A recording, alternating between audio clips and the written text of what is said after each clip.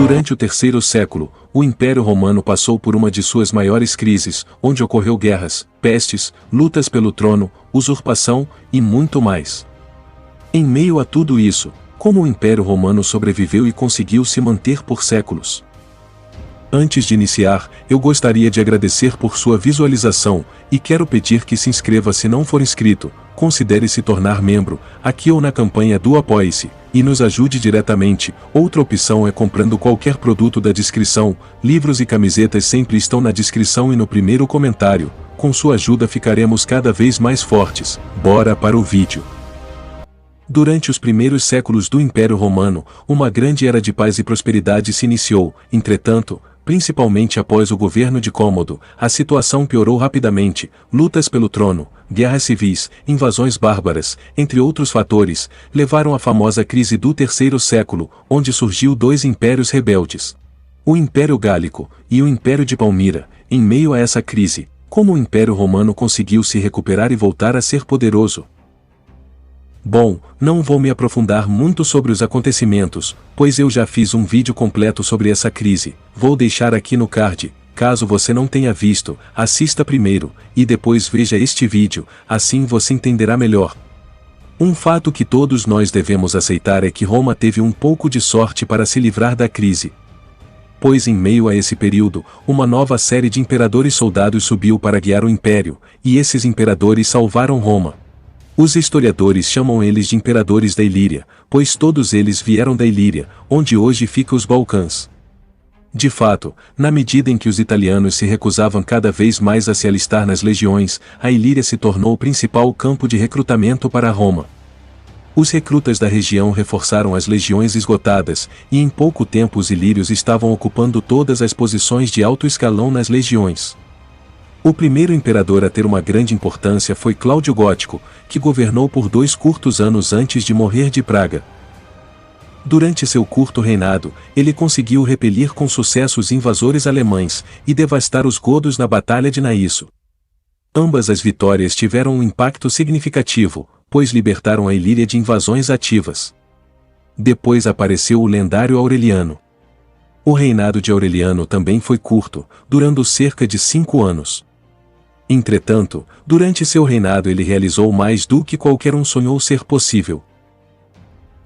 Ele derrotou com sucesso as tribos dos Jutungos, Vândalos, Sármatas, Alamanos e Góticos, no norte da Itália, salvando Roma. Tenha em mente que cada tribo tinha exércitos enormes, alguns chegando às centenas de milhares. Em seguida, ele abandonou a província da Dácia. Assim ficaria muito mais fácil e barato proteger a fronteira. Então Aureliano partiu para o leste e derrotou o Império Rebelde de Palmira, que buscava a independência de Roma. Esta foi uma campanha muito grande envolvendo uma série de batalhas. No final, Aureliano poupou a cidade de Palmira. Durante toda a guerra, ele mostrou uma misericórdia incrível para aqueles que se rebelaram, escolhendo trazê-los pacificamente de volta ao Império. Após sua vitória no Oriente, Aureliano marchou para o Oeste e derrotou o Império Gálico, que também buscava a independência de Roma. Nessa campanha Aureliano novamente mostrou grande misericórdia, e basicamente perdoou os rebeldes e os trouxe de volta ao Império. Entretanto, Palmira se revoltou novamente, e Aureliano desta vez saqueou a cidade e garantiu que nunca mais ameaçaria o Oriente. Aureliano então retornou a Roma, com o Império finalmente restaurado e forte. Ele estabilizou a economia introduzindo novas moedas, acabando assim com a inflação descontrolada, e iniciou uma série de projetos de construção. Aureliano, forte e consolidado no poder, decidiu aproveitar a crise no Império Sassânida e invadir a Pérsia. Entretanto, ele foi assassinado ao longo do caminho em uma conspiração. Mais uma vez os persas tiveram uma grande sorte contra os romanos. Repetindo mais uma vez, Aureliano fez tudo isso em apenas 5 anos, mais do que a maioria dos imperadores fizeram em uma vida. Ele foi talvez o maior imperador que Roma já teve. Agora, mesmo com a morte do imperador, o império estava restaurado e forte, mas ainda não estava totalmente salvo. A economia ainda não estava totalmente recuperada, principalmente devido à morte de Aureliano, e o império poderia facilmente decair novamente. Somente com Diocleciano o império estaria totalmente nos trilhos. Diocleciano reformou tudo. Ele sabia que as causas da crise ainda existiam, e que a reforma era necessária para garantir que Roma nunca mais tivesse uma crise como essa. Ele reformou as províncias, dividindo elas em tamanhos menores para que os governadores provinciais tivessem menos poder em suas mãos, e assim, pudessem também conseguir organizar a província facilmente. Destacou as legiões do comando do governador provincial, o governador comandaria a província, e quaisquer legiões locais seriam nomeadas por outro homem nomeado pelo governo imperial. Ele reformou os impostos de várias maneiras.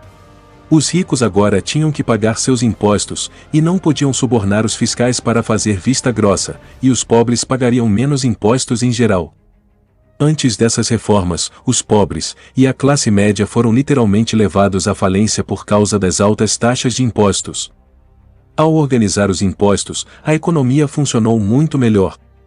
O objetivo era tosquear as ovelhas, não as esfolar. Antes das reformas, os impostos eram devidos em moedas, o que significava que todos os anos as pessoas vendiam seus bens, tentando levantar moedas suficientes para pagar impostos. Isso causou a inflação e dificuldades econômicas. Agora você pode pagar seu imposto sobre qualquer coisa, basicamente, você poderia pagar o que devia por meio de mão de obra ou mercadorias. Um motorista de carroça pode fazer 2 meses de trabalho grátis enquanto um agricultor pode pagar em grãos. Ele reformou as legiões de várias maneiras. O número de legionários em cada legião foi diminuído, cerca de metade do seu tamanho original, já o número de legiões foi dobrado, e com isso um grande foco foi colocado na cavalaria. Ele reformou a forma como o império se defendia. Em vez de colocar legiões ao longo da fronteira, eles construíam muros ao redor das cidades locais, e garantiam que a riqueza de uma província fosse armazenada lá. Se um exército invadisse, a cidade poderia ser protegida pela legião mais perto, até que um exército pudesse ser levantado para ajudar. Ele também reformou a posição do imperador, e criou a tetrarquia, que viu 2 imperadores seniores e 2 juniores governarem o império. Diocleciano sabia que um imperador não era suficiente para ver tudo, principalmente devido ao grande tamanho do império. Os imperadores também eram agora chamados de domina, que significa mestre, em vez do tradicional princeps, que significava primeiro cidadão. Ele reformou o modo de sucessão. Em vez do trono passar para os filhos do imperador, os 2 imperadores seniores se aposentariam após 10 anos, e os 2 imperadores juniores seriam promovidos a imperador sênior. Em seguida, os 2 novos imperadores seniores selecionariam 2 novos imperadores juniores entre os melhores e mais brilhantes de Roma. Diocleciano acabou com o Senado inteiramente.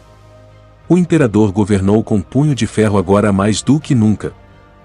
Ele também estabeleceu uma nova burocracia imperial massiva, que era muito mais prática do que o governo imperial jamais havia sido. Muitas de suas reformas foram boas para o império, mas após sua aposentadoria, muitas de suas reformas políticas foram abandonadas. Ainda assim, ele governou por muito tempo, e durante esse tempo, estabilizou e fortaleceu Roma quase no mesmo patamar que em seu auge. Curiosamente, quando Roma finalmente começou a entrar em seu período final de colapso nos anos 400 depois de Cristo, parecia que Roma teria sorte novamente. Em vez de imperadores ilírios, seriam imperadores alemães. A maioria dos imigrantes alemães veio pacificamente, e homens como Estilicão e Aécio, literalmente salvaram o império dos exércitos invasores. Roma poderia ter assimilado e integrado adequadamente os alemães ao império, dando-lhes toneladas de recrutas e talentos. Em vez disso, Roma segregou os alemães, abusou deles e se recusou a confiar neles ou entregar-lhes qualquer poder real. Então, em vez de um ramo de oliveira para salvar Roma, os alemães se tornaram um rival que matou Roma. Os romanos transformaram uma fonte potencial de recrutas em um bando desesperado de mercenários famintos por glória. Agora Roma poderia ter sido salva? Era improvável. Os alemães chegaram em número muito grande, e ao contrário dos ilírios, que eram romanos desde os dias da República, os alemães não eram romanos. mas ainda assim, vale a pena pensar na hipótese de um melhor aproveitamento de seus aliados alemães, visto que a maioria dos inimigos alemães no final do Império Ocidental eram aliados dos romanos antes de se rebelarem, principalmente Alarico. Muito obrigado a todos vocês que assistiram até aqui, espero que tenham gostado. Se gostou, deixe seu like e compartilhe com o máximo de pessoas que puder, e não esqueça de nos seguir no Instagram. Conto com vocês, fiquem com Deus e até o próximo vídeo.